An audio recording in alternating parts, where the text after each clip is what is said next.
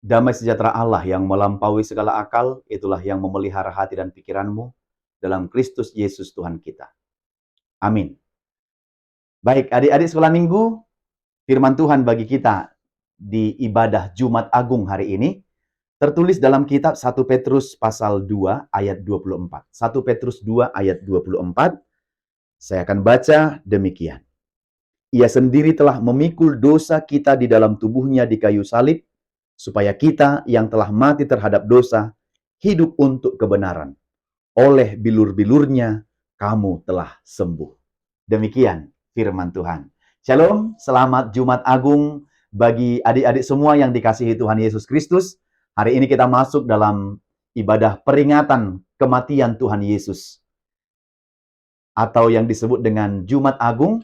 Hari ini kita mengenang bagaimana Yesus itu mati untuk menebus dosa-dosa kita, termasuk dosa-dosa adik sekolah minggu, yang dia mati di kayu salib untuk keselamatan kita semua.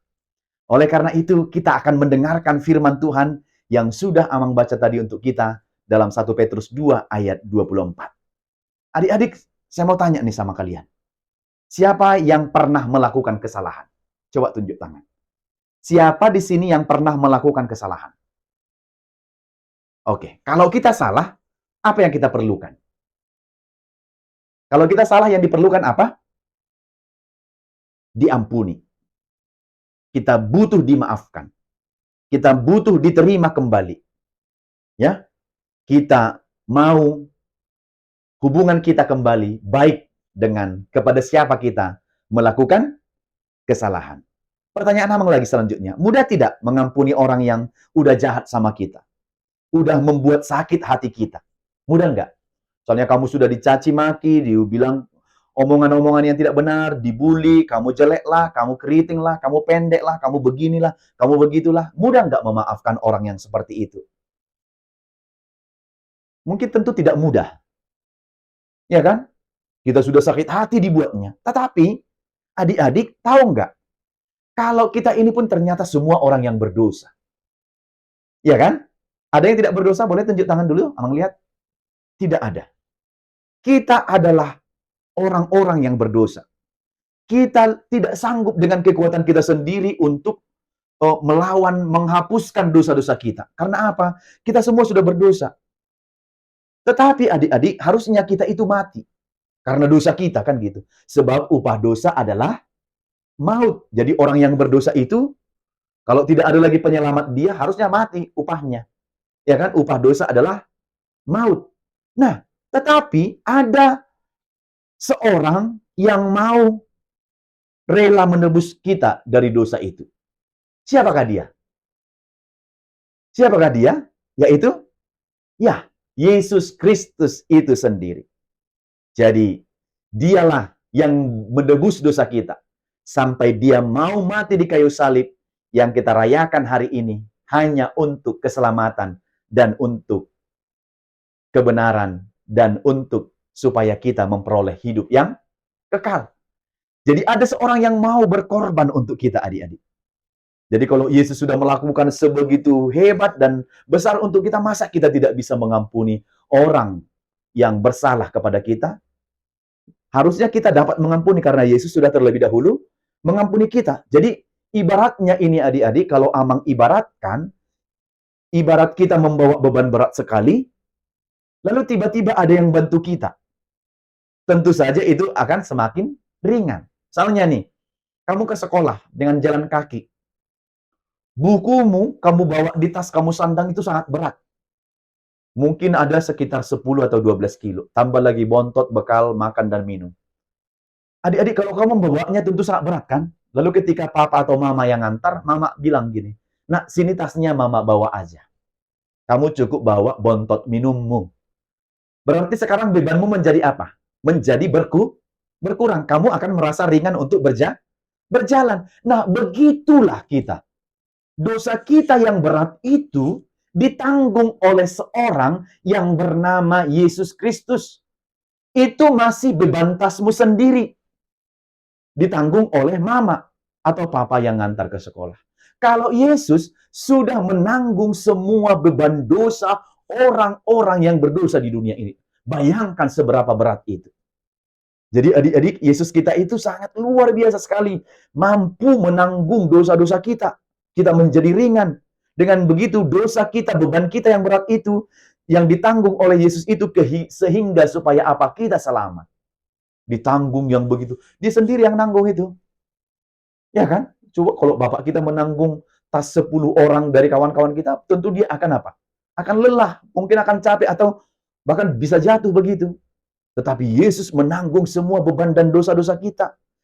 Nah, firman Tuhan kita hari ini, Yesus sendiri telah memikul dosa kita. Ini dia. Memikul dosa kita di dalam tubuhnya di kayu salib. Bayangkan, dosa kita yang berat itu, yang semua orang berdosa itu, dipikul oleh Yesus di kayu salib dengan tangan terpaku dan kaki yang terpaku di pinggulnya. Betapa sakit itu. Betapa sungguh baik Tuhan Yesus itu, adik-adik, cobalah. Ya, betapa sangat baik. Kita yang berdosa, malah dia yang memikul. Enak-enaklah kita nih ya berdosa ya. Tuh ada yang memikul gitu. Kita yang berdosa tapi orang lain yang memikul. Bayangin dulu. Apa enggak hebat dan luar biasa kali Tuhan kita itu? Kita yang berdosa tetapi dia yang memikul. Kalau kamu bawa tas berat, lalu seperti yang bilang tadi, dibantu oleh papa dan mama, kan kita senang. Ya, bagaimana? Jadi ringan kan? Mengapa Yesus mau? Supaya kita tidak mati dalam dosa kita, tetapi kita hidup dalam kebenaran. Sebab Tuhan tidak mau kalau kita mati dalam dosa. Kalau manusia itu mati dalam dosa, tetapi nanti tidak beroleh hidup yang kekal. Jadi dia mau kita selamat. Maka Tuhan Allah bilang, aku tidak berkenan kepada kematian orang fasik, tetapi aku berkenan kepada pertobatan orang fasik itu supaya dia hidup kembali. Supaya dia selamat. Dalam Yehezkiel 33 ayat 11. Jadi kurang baik apa lagi coba Tuhan kita itu.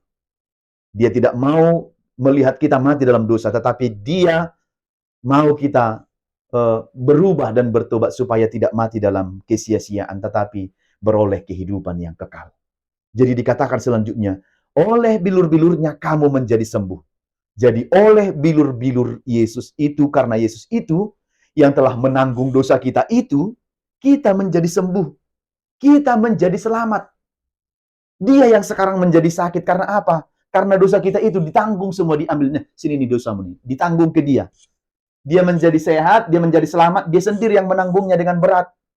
Bahkan sampai dicaci maki, diludahi, dicambuk dan sebagainya. Dia menanggung itu sendiri. Dosa-dosa kita nggak cuma satu orang loh. Banyak orang. Kalau kamu aja sendiri melakukan dosa tiga dosa satu hari, satu minggu berapa dosa coba? 3 kali 7, 21. 21 kali 30 misalnya satu bulan. Berapa? 60? 31 kali 30 kali 3, 90 dosa satu bulan. Misalnya begitu. 90 kali 362 satu tahun. Udah sangat banyak, ribuan. Itu masih satu orang. Kalau dikalikan sekian puluh banyak orang di dunia ini, jutaan begitu, waduh. Berarti beban yang ditanggung oleh Yesus itu atas dosa-dosa kita begitu sangat berat. Itu sebabnya dia mati di kayu salib untuk membayar semua dosa-dosa kita itu supaya lunas sudah dibayarnya. Kita tidak menanggungnya lagi. Berarti adik-adik kita mau bilang, Yesus itu menderita supaya kita selamat. Yesus itu berkorban supaya kita selamat. Ia menderita supaya kita tertawa. Ia menderita supaya kita bersukacita. Betapa baiknya Tuhan itu bagi kita. Maka pantas kita menyanyikan, betapa baiknya Engkau Tuhan, kasih-Mu tiada berkesudahan. Betapa baiknya Engkau Tuhan, jiwaku diselamatkan. Hosana, ku memuji Tuhan. Hosana, ku tinggikan Yesus. Hosana, Hosana, Hosana, gitu kan? Jadi respon kita begitu. Sebagai bentuk dari Tuhan itu sudah menyelamatkan kita. Terpujilah nama Tuhan, ditinggikanlah Engkau, dimuliakanlah Engkau atas kebaikanmu. Memang Tuhan itu selalu baik. Dari kemarin, hari ini, besok, dan sampai selama-lamanya. Jadi adik-adik, Yesus sudah membayar lunas nih utang dosa kita di kayu salib. Yesus mati disalibkan, padahal dia tidak bersalah.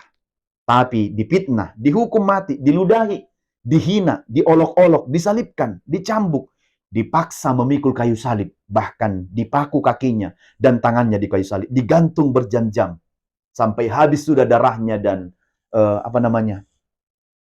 cairan dalam tubuhnya, dan akhirnya dia mati di atas salib. Begitu. Semua sudah selesai. Ke dalam tanganmu ya Bapa, kuserahkan nyawaku, katanya, lalu dia mati. Adik-adik, sakit enggak? Sangat. Tapi Yesus tidak membalas. Malah dia bilang, ampunilah mereka sebab mereka tidak tahu apa yang mereka perbuat. Adik-adik, selanjutnya, pernah enggak kamu disakiti? Pernah enggak kamu dikhianati, diejek orang lain? Apa yang kamu lakukan setelah mendengar firman ini? Masih membalaskah? Sakit enggak? Pasti sakit. Ingin membalas? Ya, kadang ingin sih. Tapi Yesus sudah mengampunimu. Yesus sudah mengangkat semua dosa-dosamu, dosa-dosa kita. Maka kita pun harus bersedia mengampuni orang lain. Seperti dalam doa Bapa kami, dan ampunilah kesalahan kami, seperti kami mengampuni orang yang bersalah kepada kami. Maka kita harus bisa mengampuni, melepaskan pengampunan bagi orang lain, karena Tuhan sudah terlebih dahulu mengampuni. Aku mengampuni karena Tuhan terlebih dahulu sudah mengampuniku. Maka kita pun harus bisa mengampuni orang lain. Jangan membalas kejahatan dengan kejahatan, tetapi balaslah kejahatan dengan kebaikan. Balaslah kejahatan dengan perbuatan baik. Maka kita akan melakukannya untuk Tuhan. Karena itu, bukan ada lagi keinginan untuk membalas, keinginan untuk dendam, tetapi hiduplah dalam pengampunan. Walau tidak mudah adik-adik, tapi harus bisa. Belajar dari yang kecil dulu, ya, mengampuni orang lain. Kalau dicubit kamu, tidak berarti kamu harus membalaskannya. Kalau dimaki, tidak harus membalaskannya. Tapi ampuni, lepaskan pengampunan bagi orang lain. Karena semua yang dilakukan Yesus itu untuk kita, ya. Jadi kalau kita bilang, mungkin masih sakit hati, masih sakit, nggak bisa termaafkan, Amang. Sakit kali loh dibikin sama aku, sampai nangis-nangis aku. Sampai mamaku juga begini dan begitu. Masih teringat, masih membekas di hatiku ini. Lihat nih, sakitnya tuh di sini, katanya. Ya, Yesus bilang, oleh bilur-bilurnya, kamu menjadi sembuh.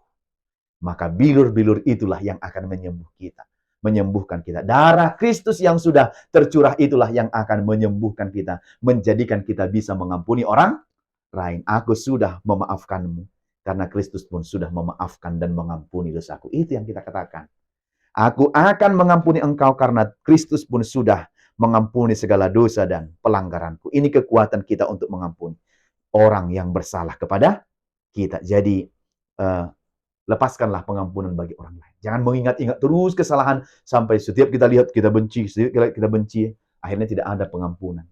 Nah, oleh karena itu adik-adik, apa yang mau kita lakukan dari firman ini? Yang pertama, mau mengampuni orang lain yang bersalah kepada kita.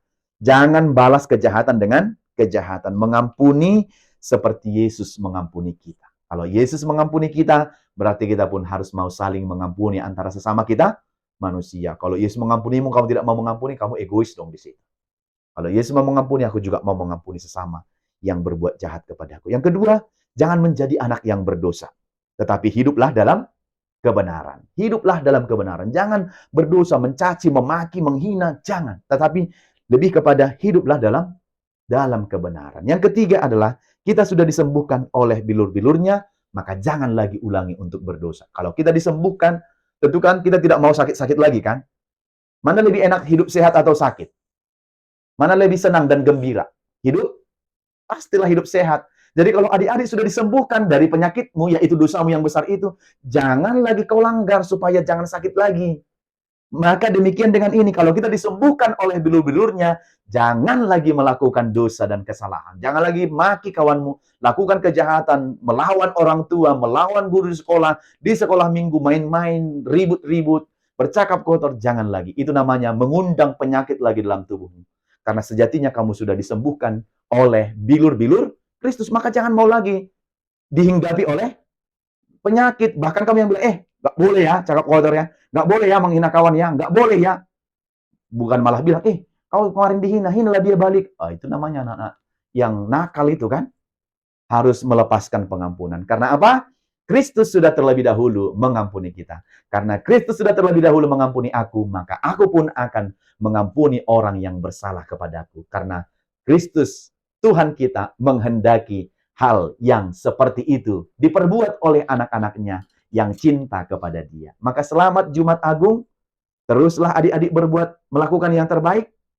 Dosamu sudah diampuni, maka janganlah berulang-ulang kembali melakukan dosa dan pelanggaran. Karena Tuhan mencintai anak-anak yang taat, patuh, dan setia kepada firman-Nya.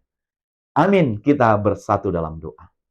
Bapa dalam sorga, terima kasih atas firman-Mu yang Kau berikan kepada kami dalam ibadah Minggu Jumat Agung ini, mengingatkan kami bahwa Engkau telah mengampuni kami, dan oleh bilur-bilur-Mu kami telah menjadi sembuh.